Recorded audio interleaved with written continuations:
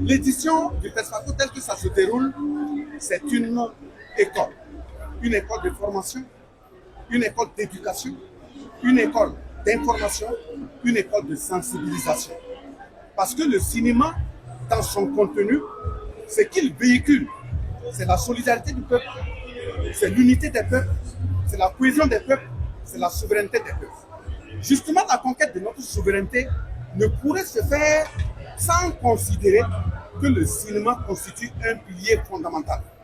Quand vous allumez vos écrans dans le temps passé, vous regardez, ce sont des films américains, ce sont des films chinois, ce sont des films d'autres contrées, où chaque contrée véhicule sa culture et nous démontre comment leurs héros sont.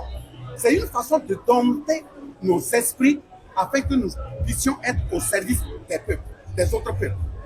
Aujourd'hui, il y a un nouveau regard qui s'est réveillé en Afrique, qui doit être renforcé, qui doit être protégé et qui doit être promu. Ce regard, c'est de remplacer ces télénovelas à travers lesquelles on saccage nos cultures, à travers lesquelles on nous importe du n'importe quoi. Même les questions de, j'allais dire, de mariage entre sexes égaux, ainsi de suite, qui doivent être bannis de nos cultures qui n'ont rien à voir.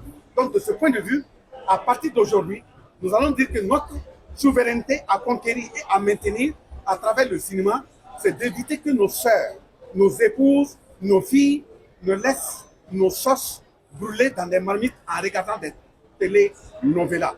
Nous allons dire, fin aux télénovelas, nous voulons des films africains, des films qui indiquent notre culture, notre éducation, des films également à travers lesquels nous allons apprendre à connaître nos héros. C'est ça qui est à l'ordre du jour.